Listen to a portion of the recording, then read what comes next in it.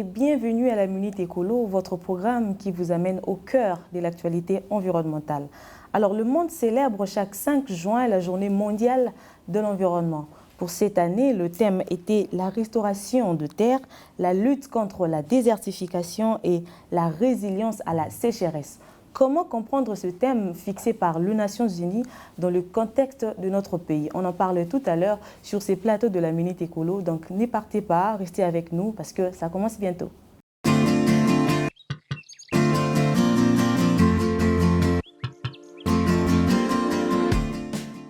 Je suis ici avec le professeur Emmanuel Biéhi.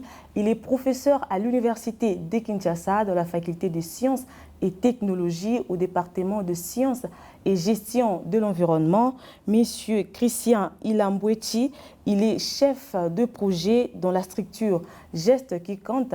Et monsieur Joachim Ntsomwe, qui est aussi assistant à l'Université de Kinshasa dans la faculté des sciences et technologies au département de chimie et industrie. À mes invités, j'ai dit bonjour. Bonjour. Ça va bien? Bien. Super. Alors, bienvenue sur ces plateaux. La première question s'adresse directement au professeur Emmanuel Biéhi. Professeur, du point de vue scientifique, quelles sont les conséquences environnementales de pratiques inappropriées de huiles usagées qu'on observe couramment à Kinshasa, notamment avec le marché Mariano, et comment le gérer? Bien, je pense que ce problème des huiles, c'est un problème qui se pose au niveau de la ville de Kinshasa depuis un certain temps, depuis quelques décennies. D'ailleurs, nous avons eu à travailler là-dessus, sur Mariano justement, et aussi à De Bonhomme, parce que là également, il y a des dépôts de carburant. C'est vrai que ça pose un problème réel à ce niveau où tous ces vendeurs reçoivent tous les carburants qui viennent pour la plupart de l'Angola, de Lufu, et qui sont stockés et vendus là-bas. Avec comme conséquence, c'est que toutes les pertes, tout ce qui est perdu va directement dans le sol. Et quand vous verrez les sols à ce niveau-là, c'est noirâtre déjà. Mais pas seulement ça, il y a aussi des écoulements qui vont vers des canalisations pour aboutir vers des rivières avec toutes les conséquences sur les écosystèmes, sur les poissons, notamment qui ne peuvent plus survivre à cause de la présence de toutes ces huiles-là. C'est un problème assez sérieux auquel on ne fait pas attention. Au fond, lorsque vous posez la question à quelqu'un dans la ville de Kinshasa, de vous parler de l'assainissement, on vous parlera, ils vont droit aux déchets solides. Alors que le mot assainissement, d'emblée, fait penser aux eaux et aux toilettes. Eh bien, là, ce sont les huiles qui sont rejetées à tous les niveaux. Au niveau de toutes les communes, nous avons tous les garages qui fonctionnent et qui font les vidanges des moteurs, des huiles de frein et tout ça. Et toutes les huiles usagées se retrouvent dans les caniveaux qui sont proches à tous ces garages qui existent. On a eu à travailler en Njili par rapport à ça. Alors, quelle est la solution à ce niveau? C'est la gestion. Et comment devrait se faire cette gestion-là? Bon, je pense que ça doit être la gestion de proximité où on devra encadrer tous ces producteurs des huiles et mettre en place un système pour pouvoir collecter de la même façon que nous collectons les déchets solides, les amener quelque part pour le traitement. De la même façon, on devra collecter toutes les huiles à tous les niveaux. Chez CEP aussi, il y a des pertes. On me signale tout à l'heure, même les stations, toutes les stations qui vendent le carburant ont des problèmes aussi par rapport à ça. Donc, il faudrait organiser la collecte et le traitement. Le traitement, c'est vrai, bon, on ne va pas chercher des investisseurs, mais je crois qu'au niveau de la recherche aujourd'hui, nous sommes très avancés par rapport à toutes ces huiles-là. Donc l'université a déjà proposé des solutions. L'université, l'UNIKIN, le recteur le dit toujours, UNIKIN Solutions, et je crois qu'en cette matière, l'UNIKIN a déjà des solutions. Nous avons travaillé là-dessus dans le domaine de biotechnologie environnementale pour le traitement de toutes ces huiles. Ah, voilà. Donc l'université a déjà proposé des solutions.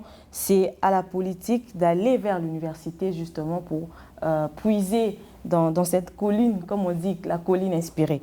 Alors, je m'en vais chez M. Christian. Vous êtes chef de projet, je lui dis, dans la structure Gestes qui compte. On vous voit beaucoup sur terrain. Alors, quels sont les obstacles que vous rencontrez lorsque vous voulez mettre en place justement des pratiques pour la gestion durable de déchets?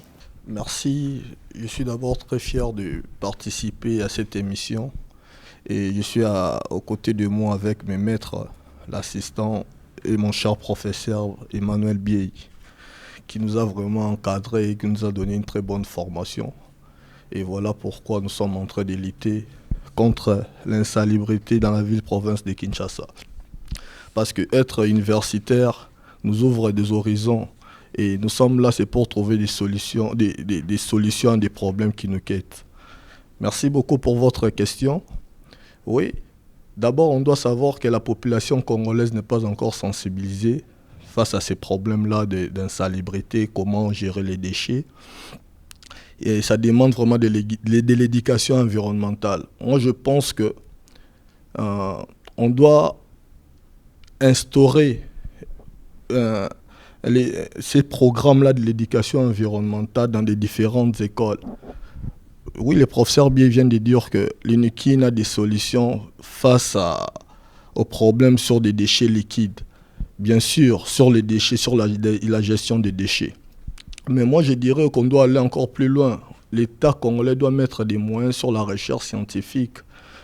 Et si vous regardez aujourd'hui le budget alloué sur la recherche scientifique, je pense que ce n'est pas assez suffisant, c'est insignifiant.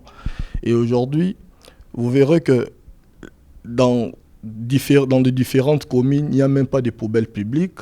Donc la difficulté, il y a d'abord la sensibilisation. La sensibilisation, la population n'est pas éduquée face à ces défis mondiaux qui est la gestion des déchets. On jette des déchets par-ci par-là. Et si vous les constatez même dans la ville-province de Kinshasa, vous verrez que lorsque quelqu'un, après avoir consommé quelque chose, il jette les plastiques comme ça ou les déchets. Ok. Ça, c'est les premiers problèmes. Le deuxième, vous avez dit les manques. Oui, les gouvernements doivent s'impliquer, mettre les logistiques. Il y a un problème de logistique, vous voyez. Et aussi, je vous dirais, j'ai eu à saisir le marché de Lemba lors de la campagne électorale. Je vous dis que lorsque nous avions tenté d'appeler les autorités de la commune, et aujourd'hui, je vous informe que les communes bénéficient aujourd'hui des personnalités juridiques comme des ETD.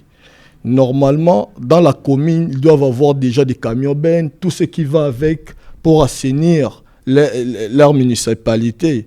Mais aujourd'hui, ce n'est pas le cas. Et il y a aujourd'hui ce qu'on appelle le plafonnement des institutions. Si aujourd'hui il y a des problèmes comme ça, c'est parce que le gouverneur de la ville de Kinshasa, tous les gouverneurs qui sont passés, cherchent à s'accaparer de tout.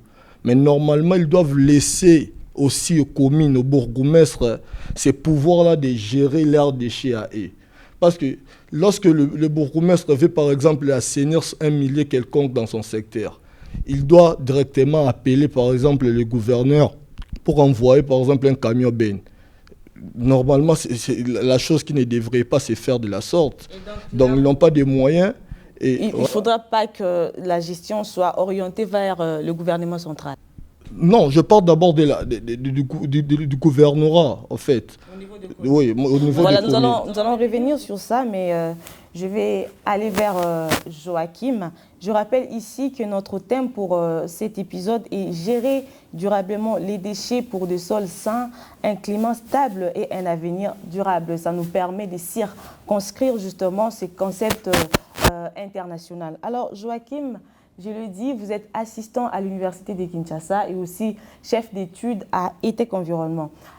Christian a parlé de la sensibilisation. Moi, j'aimerais vous demander comment on peut intégrer l'éducation environnementale dans le système scolaire de notre pays.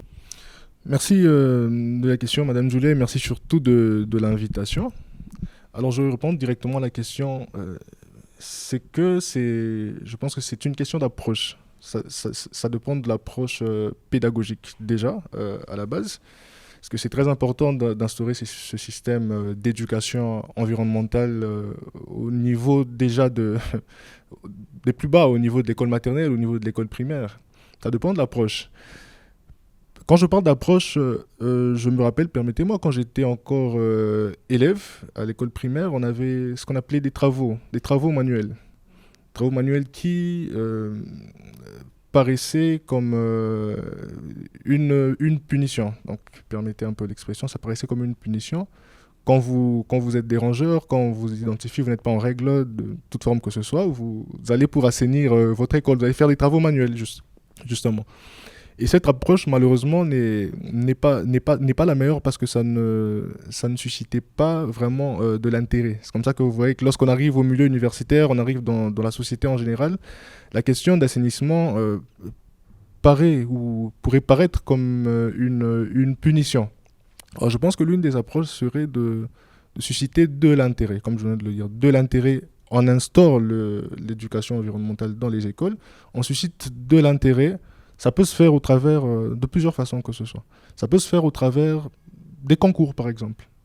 Concours des classes ou même d'écoles, la plus propre, la plus verte, même au niveau des universités. Parce que déjà, lorsqu'on sensibilise au niveau le plus bas, lorsqu'on sensibilise les écoles, les élèves, les petits-enfants, ils ont cette souplesse, ils sont beaucoup plus malléables par rapport à nous adultes, à transmettre le message à leurs collègues enfants, à transmettre les messages aux adultes. Donc, il faudrait simplement susciter l'intérêt des enfants. Voilà, si vous assainissez votre école, si vous assainissez votre classe, déjà à partir de la maison, si vous gardez votre chambre propre, vous aurez telle récompense, telle ceci, vous évitez telle maladie, telle conséquence. Donc, je pense que c'est une question d'approche pédagogique pour mieux instaurer la question d'éducation environnementale. C'est important de parler à la jeune génération. Très important. Voilà, professeur, vous avez dit que l'université a des études. L'université est assez avancée avec des recherches pour la gestion des déchets. Mais alors, comment combler ces fossés qu'il y a entre les recherches qui existent déjà et l'élaboration des stratégies qui doivent être mises en place pour combler ou pour pallier justement aux problèmes liés à la gestion des déchets? Comment combler ces fossés? Je pense que l'université a 3 missions qui sont assurer les enseignements, mener de la recherche et apporter de l'aide à la société. Et je crois que c'est dans ce 3e aspect qu'il faut placer la question que vous venez de poser. D'ailleurs, actuellement, je dirais même, je parle de l'UNIKIN parce que je suis de l'UNIKIN et je sais ce qui se passe à l'UNIKIN. Je n'ai pas une idée sur les autres institutions, je sais un peu à l'ISTA, mais l'université de Kinshasa est maintenant en partenariat avec le gouvernement, en partenariat avec la ville. La preuve, c'est que dans le domaine, par exemple, de la gestion des boues de vidange, l'université a cédé 3 hectares à la ville pour qu'on y érige une station d'épuration des boues de vidange. Donc, vous voyez, là, c'est déjà un apport assez énorme. Et ça va même beaucoup plus loin parce que maintenant, la ville cherche à mettre en place un système de gestion intégrée de ces déchets solides. Mais ce système de gestion intégrée devra amener des orientations pour les différents types de déchets, dont les déchets organiques qui constituent la majorité de tous les déchets. Et pour ça, il faut que la ville pense à des procédés tels que le compostage pour aider tous les maraîchers qui aujourd'hui utilisent des engrais chimiques qui coûtent cher et qui polluent aussi l'environnement. Et l'université est disposée à recevoir justement la ville pour des discussions dans la mesure où elle dispose d'un espace. Elle a 480 hectares en Djili-Brasserie et demander 10 hectares pour créer un centre de compostage, je crois que ça ne pose pas un problème dans le cadre de ce partenariat-là. Alors, la recherche qui est menée actuellement à l'université, c'est beaucoup plus à la faculté de Polytechnique, à la faculté des sciences et technologies, pour voir toutes les solutions qui sont possibles en ce qui concerne tous les types de déchets. Et tous les laboratoires sont occupés aujourd'hui à travailler là-dessus. Il y a pas mal de publications qui se font. Je crois qu'il y a quelqu'un qui posait la question, mais vous avez combien de publications chaque année? J'ai même répondu en disant à la faculté des sciences, on a plus de 100 publications chaque année. D'ailleurs, je crois qu'on avoisine même les 200 publications dans des revues internationales mondialement connues. Et donc, il y a les solutions qui sont là, mais ces solutions ne doivent pas rester dans nos tiroirs. L'État est là justement pour prendre ces éléments et les appliquer. On n'a pas besoin d'importer la technologie alors que nous-mêmes, nous avons la technologie en main. Juste un exemple, madame. Dans les discussions avec la ville, on me dit « l'autorité veut moderniser la gestion des déchets solides. » Et donc, entre autres, faire venir des camions balais. Vous voyez? J'ai dit « Faites attention. Nous ne devons pas copier aveuglément ce qui se passe ailleurs. Les camions balais ne sont pas là pour enlever toutes les masses de sable qui sont sur les chaussées. Vous comprenez? Nous avons tenté cela au moment où je travaillais à la ville. Eh bien, il y a eu des camions balais qui ont été achetés, neufs, et qui ont été mis sur la chaussée pour enlever le sable. Je vous dis, 2 semaines, c'était beaucoup, c'était fini. Les brosses ne pouvaient plus fonctionner. Donc, il faut que quelque part, dans la situation actuelle de la ville, que nous puissions utiliser, recourir à cette main-d'œuvre qui existe et qui est très efficace, ne vous en faites pas. C'est seulement après que nous ayons aménagé notre ville, par exemple, tous les caniveaux là. Pourquoi les caniveaux sont ouverts au niveau de la ville de Kinshasa? Pourquoi? Il n'y a aucune raison. Donc, il faut couvrir tous ces caniveaux et prévoir des passages piétons, des routes piétonnes, et aussi entre les routes piétonnes et les maisons, la pelouse. De cette façon, il n'y a plus de sable qui viendrait sur la chaussée, s'entasser, et en ce moment seulement, vous pourrez acheter des camions balais et vous les placer là-bas. Voilà, déjà parce que l'OVD s'est plaint de l'assainissement, de la gestion des caniveaux, parce qu'après ils se remplissent et l'ennemi de la route, c'est connu, c'est l'eau. Oui. Voilà, quand l'eau viendra, tout sera emporté. Alors, Monsieur Christian, je disais que j'allais revenir vers vous sur un aspect.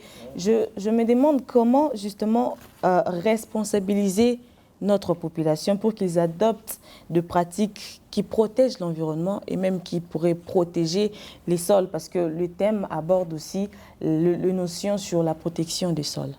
Ouais, merci beaucoup. Comme je venais de le dire, la population congolaise doit être éduquée.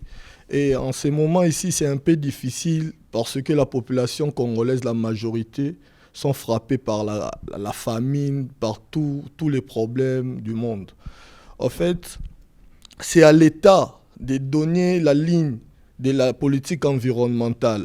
Lorsqu'il n'y a pas de sanctions, parce que lorsque quelqu'un est sanctionné par rapport à ce qu'il fait, je pense que c'est par là que la population prendra conscience. Nous avons vu, par exemple, avec le gouverneur de la ville de Kinshasa, lorsqu'il a dit que, par exemple, les camions, tous les taxis doivent avoir la couleur jaune. Nous avons vu que tout le monde a obtempéré. C'est parce qu'il y avait une sanction qui en découlait. Et aujourd'hui, jeter un déchet, lorsqu'il n'y a pas de sanctions, ça sera toujours d'habitude et parfois on refuse d'interpeller parce que le problème de l'environnement nous concerne nous tous. On doit savoir aujourd'hui que lorsque l'environnement est pollué, il y a des maladies par exemple que nous avons du mal par exemple à détecter dans nos laboratoires comme la toxoplasmose, la salmonellose, la fièvre qui, lorsque vous partez, peut-être on vous dit que c'est la fièvre typhoïde. En réalité, ce sont des maladies qui tuent par exemple beaucoup de Congolais. Mais sauf que on ne prend pas ça en conscience parce que l'État congolais n'a pas mis une politique pour sensibiliser, pour faire comprendre à la population les dangers d'un environnement malsain. Si aujourd'hui, on pourrait mettre en place d'abord un service qui pourra au moins sensibiliser la population, leur faire voir les dangers. Je pense que ça pourrait peut-être atténuer ces comportements-là des dégradeurs environnementaux. Donc, c'est à l'État d'abord de prendre ses responsabilités à main pour sensibiliser la population. Je pense que c'est d'abord ça. L'État doit définir la politique environnementale de son pays. Parce que vous savez, aujourd'hui, dans des pays développés, je prends par exemple le cas de la Chine, vous verrez que les enfants sont déjà informés par rapport à l'écosystème aquatique. Lorsqu'on grandissait, on partait à la rivière, on appelle ça abusivement la rivière des Matete, mais c'est la rivière Ndjili, vers les Kamobutu, parce que moi j'ai grandi à Lemba. On allait parfois faire la pêche.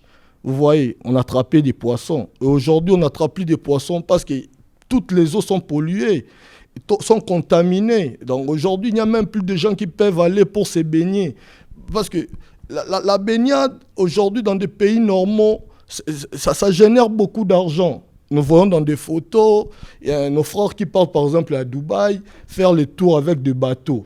Mais c'est un secteur qui fait gagner beaucoup d'argent à l'État, à ces États-là développés. Mais chez nous, c'est comme si ces secteurs-là sont vraiment abandonnés. Si on pourra au moins capitaliser tout ça, je pense que l'État congolais ne cherchera pas l'argent ailleurs. L'argent, c'est dans notre pays, sauf qu'on doit faire tourner la tête pour essayer de capitaliser tout ça. Et les déchets actuellement n'est plus considérés comme des déchets parce qu'on doit revaloriser, recycler. Donc c'est ça les 3 R que le professeur nous a enseigné. Voilà, et donc sur ça, je vais aller vers Joachim parce que vous voulez introduire une notion sur l'économie circulaire. Alors Joachim, je viens vers toi. Je demande comment promouvoir justement l'amendement sol-déchets pour être dans l'optique de l'économie circulaire, puisqu'on dit que le terme déchet d'ailleurs n'existe plus. Merci Madame Julia. Alors je vais rebondir sur l'intervention du prof et de mon frère Christian. Déjà, la plus grande quantité des déchets qui sont produits dans la ville de Kinshasa, c'est les déchets organiques. Et malheureusement, au niveau de la pratique, à travers notamment les maraîchères et tout ce qui va avec, ce sont des fertilisants chimiques qui sont utilisés. Nous en connaissons les conséquences, notamment les émissions d'azote, les émissions de gaz méthane et tout ce qui va avec, qui contribuent tant soit peu au réchauffement climatique. Alors la question, amendement sol, c'est très important parce que déjà, ça améliore déjà premièrement les propriétés physico-chimiques du sol. Ça contribue à la santé non seulement du sol, mais aussi à la santé de l'homme, parce qu'après, ce qui va en sortir, c'est l'homme qui va consommer. C'est l'homme qui en est le premier utilisateur, le premier consommateur. Alors, c'est une question maintenant de vulgarisation. La question d'économie circulaire n'est pas suffisamment appréhendée ici en RDC. Donc, nous n'en connaissons pas vraiment les rouages. C'est une question de vulgarisation. Il faut plus de communication. Il faut de communication sur les différents débouchés que peut apporter la filière des déchets organiques au travers le compostage. Même, je venais de parler de l'éducation environnementale au niveau des établissements d'enseignement. Donc, ce sont des pratiques qui peuvent être faites déjà dès l'école. Des ateliers sur le compostage. Vous avez un petit jardin dans votre école, même chez vous à la maison, vous pratiquez des compostages. Ce sont des techniques plus simples, mais malheureusement pas vulgarisées. Donc, je pense que cette question d'amendement sol, vraiment, on devrait recourir, valoriser, mettre en lumière les avantages du compostage, des déchets organiques. Donc. Voilà, merci. Je disais que le professeur Biéhi est professeur justement à l'université de Kinshasa et au département de sciences et gestion de l'environnement. Et là, il est professeur de biotechnologie. Je vais exploiter ces côtés de lui, cet aspect de lui, pour demander, monsieur, comment la biotechnologie peut-elle contribuer à la mise en place des solutions qui innovent justement par la capture de CO2 en utilisant les déchets? Au fond, lorsque nous parlons de la biotechnologie, ici il s'agit de la biotechnologie environnementale, c'est-à-dire de toutes les techniques qui existent et qui utilisent des organismes vivants pour résoudre les problèmes qui se posent dans l'environnement. Et quels sont ces problèmes? C'est les problèmes des déchets, les problèmes de pollution, les problèmes des sites contaminés. Et les organismes auxquels on fait recours, ce sont les micro-organismes. Je posais la question de savoir, pour vous, médecins, c'est quoi un microbe? Le médecin dira, un microbe, Ce sont des agents qui causent des maladies et qu'il faut combattre. Tandis qu'un environnementaliste vous dira un microbe, c'est un organisme microscopique qu'on ne voit pas, mais qui est utile. Donc, on peut utiliser, en fait, en ce moment, lorsque nous utilisons les microbes, nous devenons des capitalistes.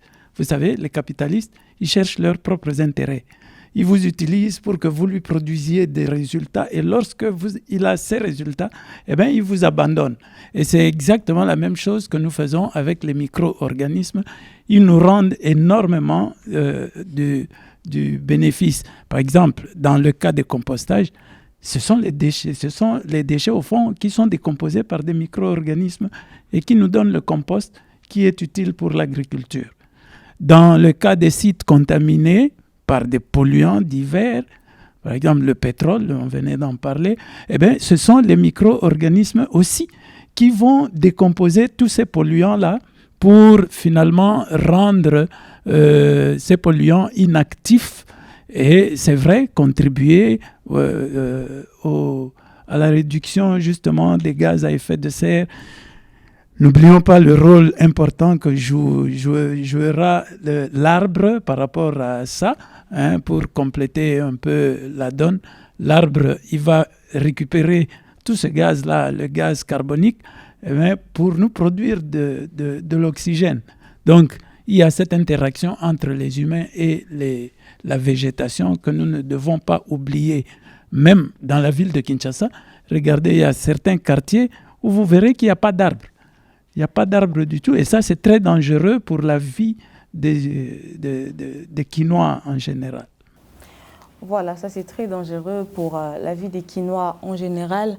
Monsieur Christian, en tant que structure qui est dans la gestion de déchets, quelles sont les stratégies qu'on doit mettre en place pour favoriser le partenariat entre la population, les secteurs privés et l'autorité publique? Parce qu'il faut la symbiose de toutes ces personnes, de tous ces acteurs pour mieux gérer les déchets. Vous savez, lorsque nous avions assaini la rivière Sankoro, je pense que c'est ça les noms, vers les métés dans les quartiers agricoles, parfois lorsqu'on assainissait avec des tractopelles, et après on s'est posé la question où jetaient ces déchets. Vous voyez déjà, il y a un problème. La ville de Kinshasa n'a pas un centre de tri, un centre d'enfouissement, un centre de recyclage. Je ne crois pas que le professeur Bié va me contredire parce que c'est lui vraiment l'expert en ces domaines-là. Mais je viens de l'écouter dire qu'il y a collaboration maintenant entre l'université de Kinshasa et les gouvernements. Je pense qu'avec ça, on ne peut qu'attendre le futur, comment est-ce que ces projets-là vont se réaliser. Mais si je peux renchérir ce que le professeur venait de dire par rapport aux arbres, moi je dirais vraiment que c'est encore une très bonne sensibilisation par rapport à ça. Parce que lorsqu'on parle de l'environnement, on a plus tendance à voir tout simplement les déchets. Mais tandis que l'arbre joue un rôle très, très, très indispensable à la vie humaine, aux vies humaines. Et je vous dirais, par rapport à la recherche scientifique, toujours, j'ai suivi un documentaire de la Chine. Il y a un documentaire qui nous montre comment est-ce que la Chine sont en train de repousser les déserts grâce aux plantations des arbres. Moi, je me dis, mais... Et ces projets-là datent de 1978. Et aujourd'hui... Oui, aujourd'hui, vous verrez que nous n'avons pas ce que nous appelons un développement durable. Nous n'avons pas de projets à long terme. Vous voyez, normalement, avec nous, on doit commencer à intérioriser ça pour sauver aussi les générations futures. Parce que la RDC ne va pas s'arrêter avec nous. On doit penser plus à nos enfants. Si vous regardez aujourd'hui, vous allez voir qu'aujourd'hui, beaucoup sont dans des Nganda, Nabasé, Abanzete. C'est parce qu'aujourd'hui, vraiment, peut-être les gens ne comprennent pas ça, mais nous sommes tous frappés par le réchauffement climatique. Et on doit mettre des centres de tri, des centres de recyclage, des centres d'enfouissement. Et je pense normalement que chaque commune devrait avoir ces centres-là pour essayer de gérer ses déchets. Voilà, parce que la commune de Lemba, par exemple, à 23 km², c'est là, à 23 km², significativement avec certaines villes du monde.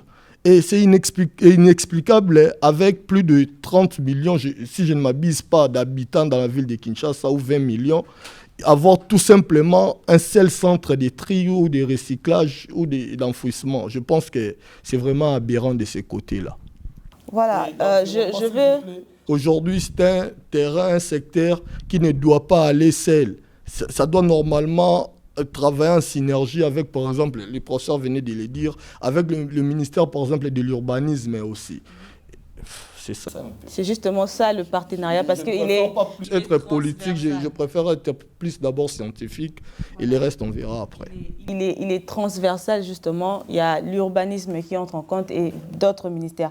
Alors, Monsieur Joachim, je m'en vais vers vous, puisque je le dis, vous êtes chef d'études à ETEC Environnement, donc en dehors de votre casquette d'assistant. Alors, j'aimerais savoir comment on peut favoriser la collaboration entre les organismes qui sont dans la recherche, le partenaire industriel et les autres parties prenantes dans l'innovation autour de la gestion des déchets. Merci beaucoup, Madame Julia. Alors, c'est justement c'est très important cette interconnectivité entre ces différentes institutions. Déjà, la troisième mission, comme venait de dire le prof, la troisième mission de l'université, c'est d'apporter des solutions à la société. Donc, c'est même dans certaines universités, on retrouve des organismes, des centres de recherche, donc susceptibles, capables d'apporter des solutions, que ce soit au niveau des entreprises ou au niveau même au niveau étatique, au niveau de la ville en soi. Il y a cette problématique d'huile moteur usagée qui a été soulevée tout au début d'ailleurs de cette émission. Au sein de l'université de Kinshasa, il y a des solutions comme a présenté le professeur. Il y a certaines entreprises aujourd'hui en RDC qui stockent leurs huiles usagées. Ils ne savent pas qu'est-ce qu'ils devront en faire. Mais étant donné qu'ils veulent se montrer éco-responsables, ils ne préfèrent pas les déverser, ils préfèrent réserver des espaces, des entrepôts pour stocker ces huiles-là. Vous savez ce que ça représente en termes de pertes économiques. Ces espaces, ils pouvaient les exploiter pour autre chose. Donc, ils ne savent pas. Mais pourtant, l'université a une solution. Récemment, on a travaillé sur un projet de recherche qui régénérait ces huiles moteurs usagées là, à partir de l'argile, donc par adsorption. Ça, malheureusement, la société ne sait pas qu'au sein de l'université, il y a déjà une solution. Alors, il faudrait justement qu'il y ait, comme l'université a déjà signé un protocole d'accord avec la ville, que l'université signe aussi des protocoles d'accord avec la société, avec la représentation des entreprises. Là, je parle directement de la FEC. Justement, parce que y a certaines problématiques aujourd'hui. On a encore une autre société qui a comme ça, qui stocke en son sein 10 tonnes de papier. Ils ne veulent pas, parce qu'on sait aujourd'hui que lorsqu'on a des papiers, la pratique, généralement à faire pour les éliminer, c'est le brûlage à l'air libre. Alors eux, ils ne veulent pas le faire, ils veulent se montrer éco-responsables. Mais où est la solution ? Où est la solution ? Ils doivent recourir à l'université. Alors, donc, il faut justement qu'il y ait recourir à l'université. Je parle des centres de recherche indirectement. Il faut qu'il y ait cette collaboration, ce protocole d'accord entre l'université, la Fédération des entreprises du Congo. Et cela pourrait aussi contribuer, tant soit peu, à la création d'emplois. Parce qu'aujourd'hui, je suis étudiant, je fais mon travail de recherche sur une problématique spécifique à CEP Congo, par exemple. Problématique des carburants, par exemple, à CEP Congo, qui veut, je ne sais pas moi, réduire ou bien trouver un autre additif par rapport à leur produit. L'université trouve la solution. Et cette solution-là sera mise en pratique dans la société. Cet étudiant va se dire, quand je vais finir mes études, voilà, j'ai résolu un problème de CEP Congo et facilement, je peux trouver un emploi. Donc, il faut vraiment que cette interaction existe, ce protocole d'accord. Il faut vraiment un protocole d'accord de telle enseigne que les travaux des étudiants, les travaux de recherche soient orientés vers des problématiques concrètes de la RDC, de nos sociétés, de nos entreprises. J'aimerais revenir vers le prof. Où se situent les blocages alors entre l'université et le secteur privé ? Je crois que le blocage, il faut dire que depuis toujours, l'université a essayé de travailler à vase clos. L'université n'était pas ouverte à la société, mais les choses ont changé. Aujourd'hui, de plus en plus, on constate, et puis même le mouvement vers l'université n'existait pas. Juste un exemple, essayer d'organiser une conférence, mais placer ça à l'université et inviter les gens de la ville. Ils ne viendront pas. Vous comprenez ? On a toujours tendance à organiser les rencontres en ville parce qu'on trouve que, bon, pour eux, c'est beaucoup plus facile venir en ville. Alors que l'inverse devait aussi se faire. c'est tout le monde qui endosse au fait la responsabilité par rapport à ça. Et c'est un effort aujourd'hui, d'abord de l'État, parce que c'est sa responsabilité. C'est l'État qui gère le pays. C'est l'État, justement, qui devrait mettre en place tous ces mécanismes-là pour que la science soit au service de la société.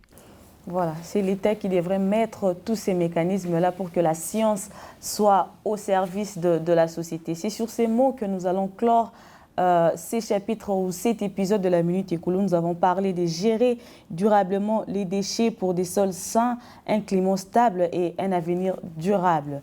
À mes invités, je dis un grand merci au professeur Biéhi, à M. Joachim, à M. Christian, et j'aimerais ici avoir juste un dernier mot de la fin. Je vais donner la parole au professeur qui va ramasser toutes nos idées et il va faire un dernier mot sur ce plateau. Je crois que tout a été dit. Je ne parlerai plus de ce que j'ai dit, mais par contre, je vais mettre un accent à ce que Christian dit. La sensibilisation, elle est assez importante.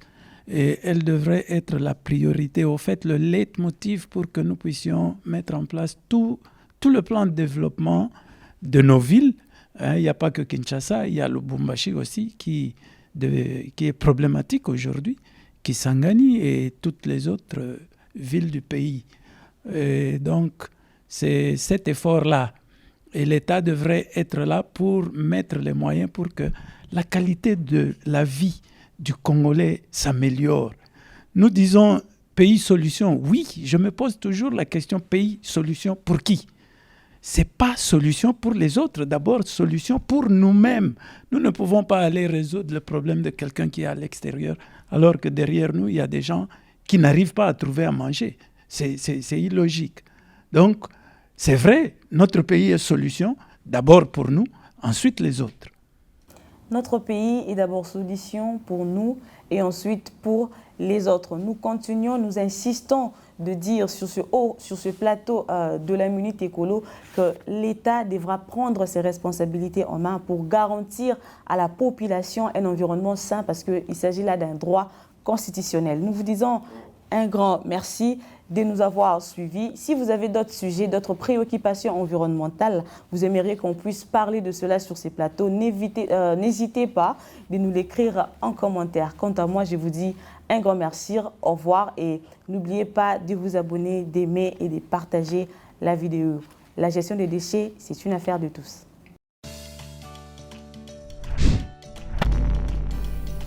Hey, bonjour, je suis Super Ono, membre de Supercell, spécialisé dans tout ce qui est relatif aux déchets organiques. Notre objectif est de vous familiariser avec les différents types de déchets pour faciliter le tri à la source et favoriser le recyclage. Ainsi, ensemble, nous allons transformer nos ordures en or dur et n'oubliez pas que la gestion de déchets est l'affaire de tous. Je suis donc Super Ono en marrant et je suis là pour vous aider à poser le geste éco-responsable. Et pour mieux comprendre cela, je vais vous montrer le débouché lié à la filière déchets organiques. En fonction de matières organiques, la biodégradabilité varie de 1 à 12 mois. Et la filière de déchets organiques représente environ 45% des déchets. Le déchet matière organique représente la principale catégorie de vos déchets et ses effets négatifs sur notre environnement sont importants, notamment sur la pollution des eaux, et donc un danger pour la santé humaine. Il est donc essentiel que nous puissions agir pour éviter le gaspillage et favoriser le recyclage grâce au tri à la source. Raison pour laquelle nous les Super 7, avec moi, Super Ono, nous vous sensibilisons régulièrement sur le tri et le recyclage. Les déchets matières organiques sont principalement recyclés en compost permettant de fertiliser naturellement le sol pour les campagnes agricoles, mais il peut aussi être transformé en charbon bio qui évite alors la consommation de bois de chauffe et donc la déforestation rurale. Il existe différents opérateurs que nous appelons les recycleurs qui ont besoin de vos déchets matières organiques pour le transformer et ainsi éviter de polluer.